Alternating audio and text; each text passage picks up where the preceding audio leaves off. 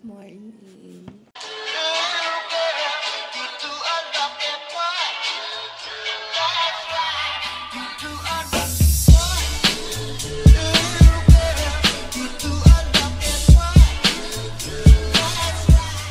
It's almost 8 a.m. of March 31st. And actually, kanina pa ako gising. Siyempre, tumunog na yung alarm. I-move natin yan. Kanina pa ako gising around... I think it was around 4. Tapos in-adjust ko na yung mga tasks ko supposedly. But I think I might change it up a bit. Because parang gusto ko pa magpahinga muna. Na-adjust ko na naman yung calendar ko, just like how we did it yesterday. Today is Eastern Sunday, but we're not going. Bye, Nak! Love you! Yung love pupunta sa Lukban. Nakapag-house chores naman ako. Pero siguro later. Ay, bakit ganun? Ulitin natin yung inilipat ko yung mga task to a later time. So I'd probably do it again. Anyway, wala kaming planong lumabas today. I just wanted to stay at home and relax. Kasi bukod sa napakaraming lasing ngayon, for sure, yung mga nag-outing.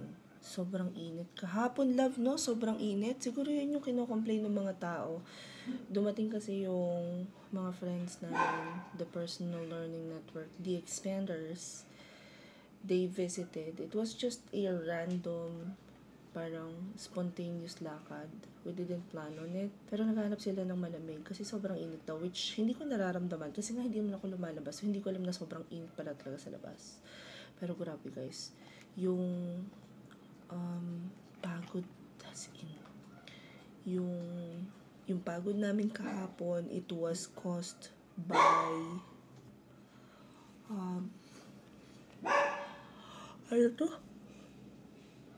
sobrang init. Tapos nung gabi, nung nakauwi na kami, nakaidlip na si Papski. Nung gabi, lumabas pa kami, pumunta kami sa sister-in-law ko. Pero hindi ko na kinaya talaga yung antok. Tapos nakakaramdam na ako ng mabigat na yung shoulders ko. May stress na talagang, may stress factor na talaga. Kasi nga, sobrang init, Diyos ko. Feeling ko yung sobrang init yun. So anyhow, anywho, yan, na-arrange ko na yung aking schedule.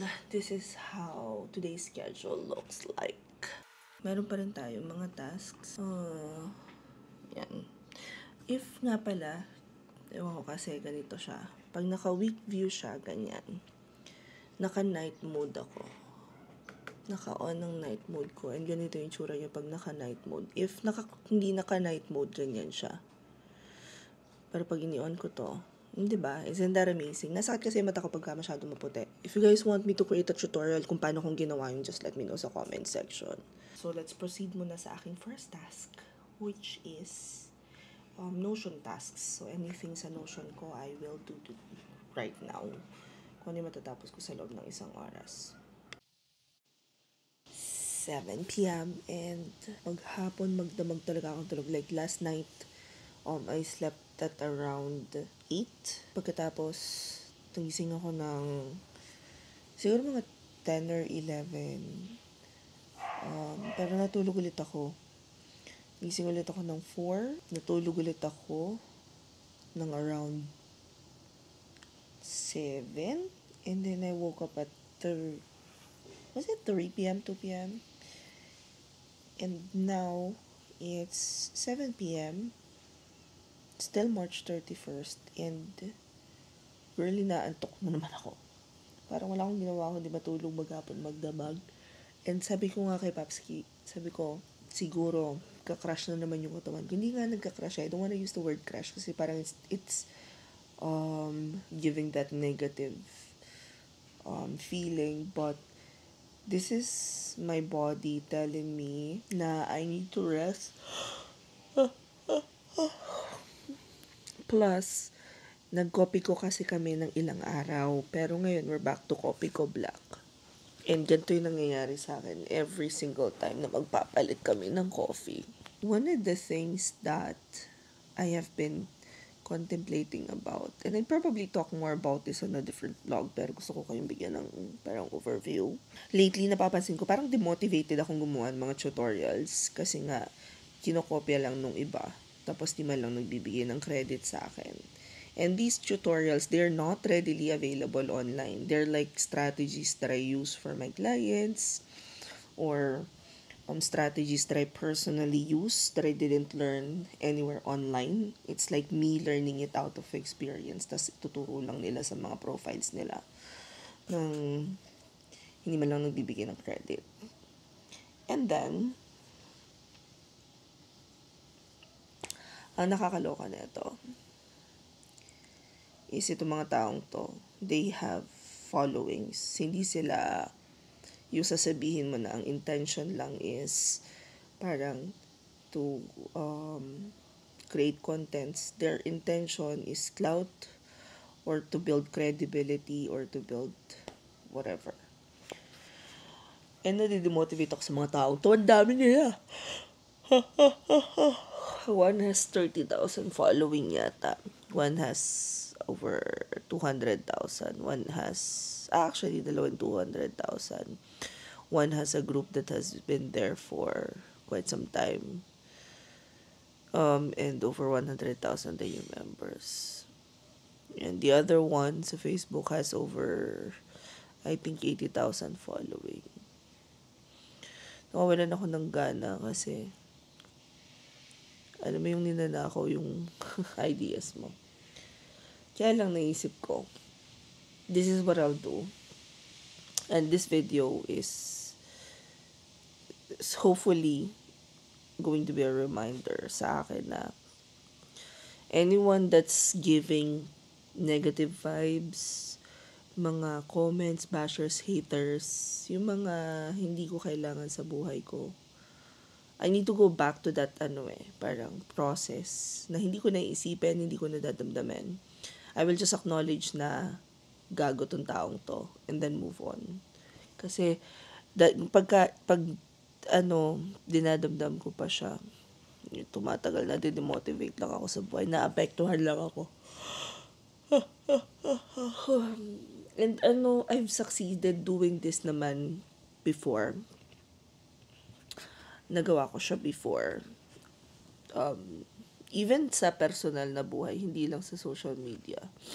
If the person is no longer giving me yung feeling of being welcome or masyado ng toxic na tao, you just have to let it go because hindi na siya nakakatulong. Yun lang. Na-share ko lang. Anyway, inaantok na naman ako. Nagluluto pa si Papski ng isda, pero ako parang feeling ko, tutulog po ako. Ibang level talaga antok ko. Pagising ko, start na ulit ng work week. And hopefully mas productive tong padating na week na to. Ngayong last na to kasing linggong ito, ang pinakang naging highlight niya is yung pamamasyal namin with the personal learning network na Kaladkarin. Wala pa talaga 24 hours nandyan. Gusto ko yon. Siya nga pala guys, sobrang init ngayon. Hindi ko alam for whatever reason. Nung una, nagko-complain sila na sobrang init. Hindi ko nararamdaman. Kasi lagi naman ako nandito sa kwarto. Hindi ako madalas lumalabas. Lumabas man ako ng room. Super early morning yon. Andun lang ako sa salas. Maglinis ako. Magsalang ako ng labahin or whatnot. Pero nung 2 araw, lumabas kami. Grabing init, sobra. Ko lang na yung pala yung sinasabi nilang mainit. Ang ganda pala ng color ng room, no? Pagka gusto niyo yan. Ang ganda ng room, ano daw? Yan. Ganda ng kulay pagka, Gusto ko yung gantong vibes ng room. Hindi siya sobrang RGB na gamer ang bagsakan ng atake, ganyan. Pero may ilaw. Soft lights lang ang O siya, sige, matutulog muna ako. Bye.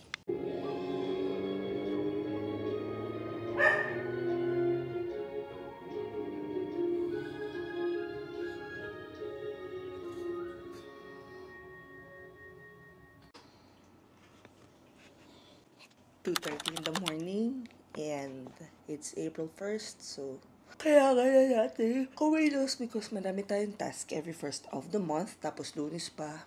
Good morning.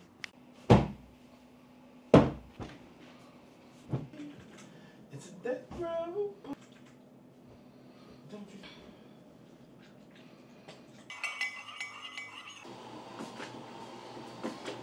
Would you mind sharing a bit about your life? Hello?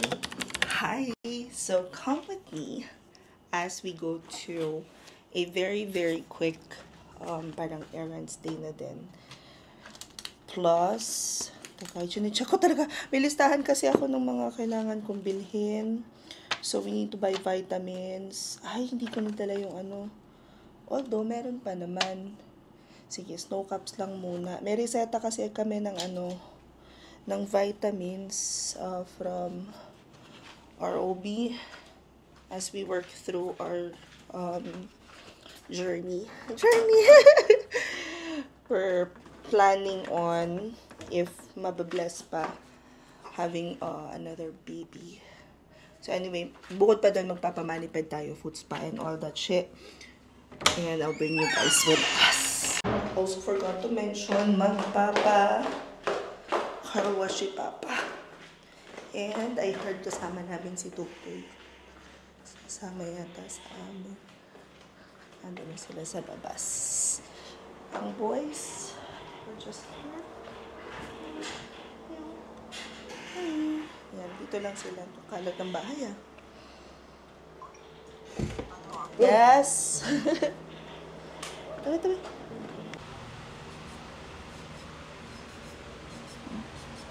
We're here at Get Nailed with Ate Kat na successfully nakapagpahaba ng kuko ko. And today we're getting cat's eye na purple. Message was something like, I was just thinking about you. I love. The usual ate. Brilliant skin first. Watson's muna? Huh? Ay, mag-Watsons ka na kung base. Anong hando mo? Paano mo malalaman yung size nun? Alam mo na? Oh, isa lang naman. Okay, sige.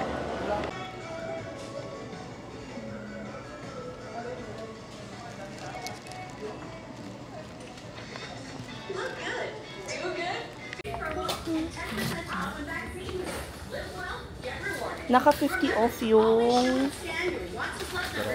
Oo. Good morning. It's 10:30 of April 2nd and I'm just super happy because so far nasusunod ko yung buong schedule ko. I just really hope that I can keep up. Hindi ako nagising on time, but what I did was, oh no. So, in-adjust ko lang siya. So, kung ano lang yung inabutan ko na time, na allotted time for house chores, yun lang yung ginawa ko. And then, I proceeded to breakfast. Nag-walk na rin ako. And then, sa walking ko, I only got 6,000 steps in. And that is okay because yesterday, I tried. And it actually works na ang mangyayari is, pagkakain ko, yung first, parang run ko, ng OBAP or Oplan Balikanindog program, yung first run ko is only about 5,000, 6,000 steps. And then, towards midday, kakain ulit ako, mag-20 minutes ulit ako sa dinner kung may natitira pang steps. But yesterday kasi, nag-notify na sa akin na naka 10,000 steps na ako sa phone ko, sa MacBook, sa Apple. So, that means na I've actually done more than 10,000 steps yesterday and that is okay. Anyway, ang tahimik ko kasi si Papa natutulog na.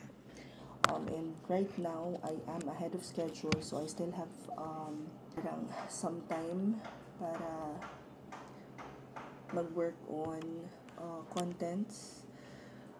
Right now, the game plan is from 11 till 1 p.m. Content creation tayo and then if I have any collaborations, PR kits that I need to film. If-film ko na rin siya. I might paggising ni Papski go live. Pero I wanna make sure na nakakapag release ng bagong vlogs every single day sa YouTube. Yun lang. Mag-edit mo na ako. Ulam, okay. Ay, meron pang tuloy. Okay. So, Popsy and I were going out. Magpapagupit kami. May mention na kasi. On the way to the mall. I want to talk about something kasi parang I feel like I need to let it out. Need to let it out. I just need to say it. Kasi kami ni Popsky mga 3 weeks. 3 weeks na nating topic tong hayop na to, no? Matagal, 3 weeks na. And dinadamdam ko talaga siya. Ibig sabihin, kasi 3 weeks na hindi pa ako nakaka-get over.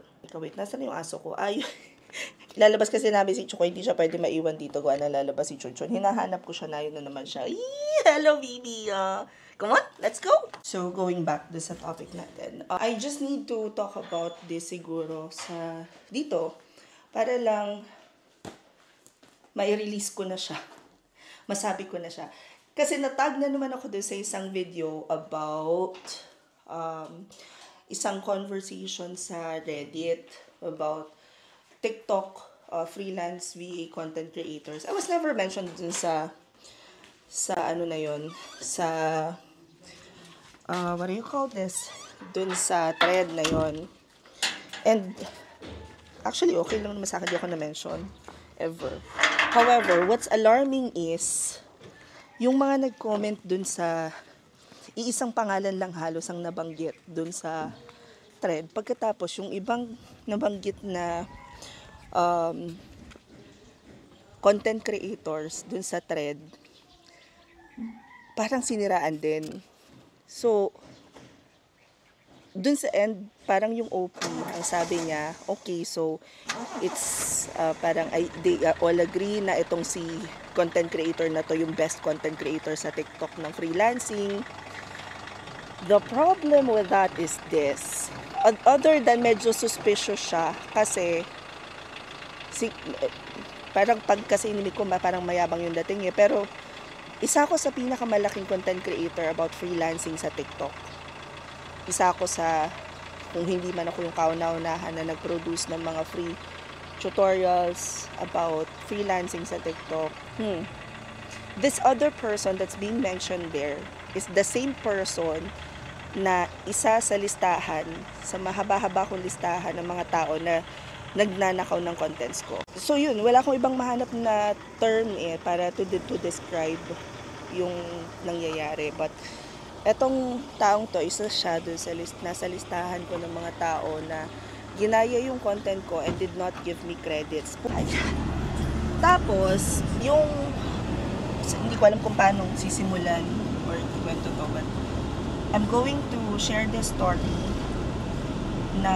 in such a way na, kasi I don't wanna be offending anyone, but at the same time, I think if they're doing it, wala silang pakialam sa mararamdaman ko, so why care, diba? Ilang beses na ako na mini-message sa Facebook page ko na alam nyo po ba yung content yung ganito, ginaya ni ganito, with screenshot, with link, nakikita ko. Meron pa yung isang content creator naman na as in step by step, pati yung libro na ginamit ko sa example, ginaya niya, tinag ako ng tinag ng mga tao doon. Tapos dininay niya na kesyo sa iba daw niya ng content creator nakita yon. Na obvious naman na guys, may profile views talaga may profile views sa TikTok at saka merong yung add to favorites na button, nagno-notify yun doon sa content creator. Ayun, isa sa mga bagay na parang naka-apekto sa decision making ko when it comes to this one person, kaya hindi ko na siya fina-follow and hindi ko na rin siya gusto na tao, is nag-create siya ng issue tungkol sa sarili niya na very suspicious. For example, nung na-report daw yung account niya, may screenshot siya na pinakita at yung screenshot na yun, naka-blind copy siya. Like, why would you be copied in an email na ang intention is to sabotage you? diba? So it's kind of weird. He's giving really weird cloud chasing vibes that I don't like. And then recently, isa sa mga Facebook friends niya from this VA agency na galing siya, winarla-warla ako, as in binabash ako sa contents ko. So I'm really having parang bad vibes dito sa tao na to, na parang laki na nanduda ko sa kanya. Anyway, today natag na naman ako dun sa thread na yon ng video sa TikTok that I was never even mentioned, na kasama na naman, dinikit na naman yung pangalan niya, and gigil na ako talaga na mag-reply dun sa comment. Pinipigilan ko na lang yung sarili ko. Kasi parang sabi nga ni Papski, it's not worth it. It's not worth it, girl. Come on, it's not worth it. Yun lang, shinare ko lang. Anyway, punta muna kami sa mall.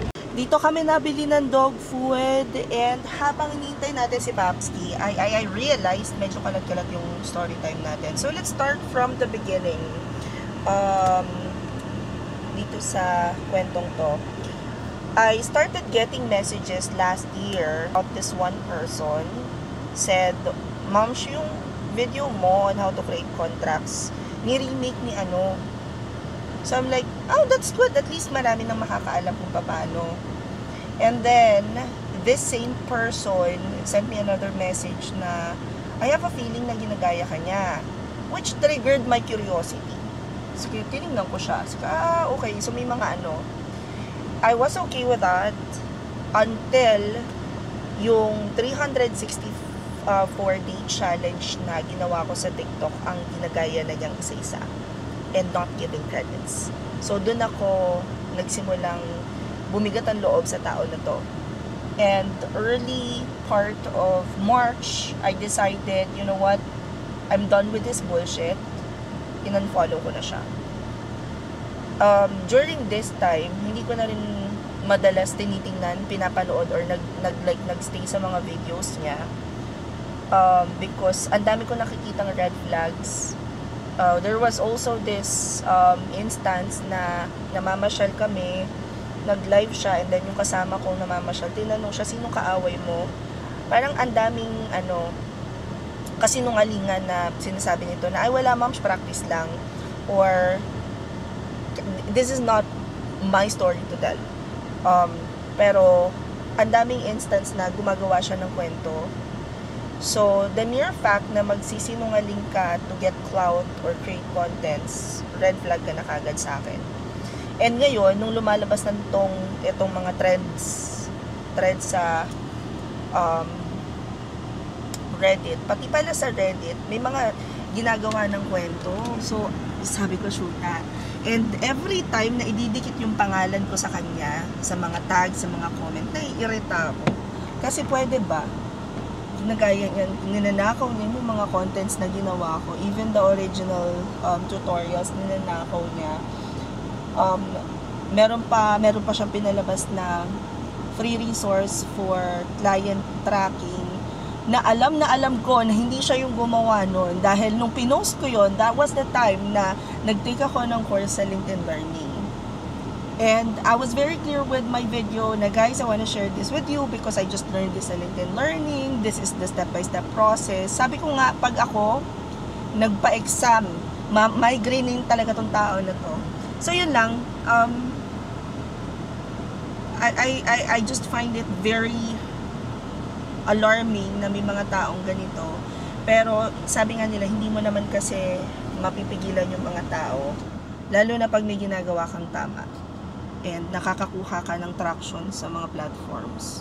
Talagang iaano kagad. May mga taong walang delikadesa.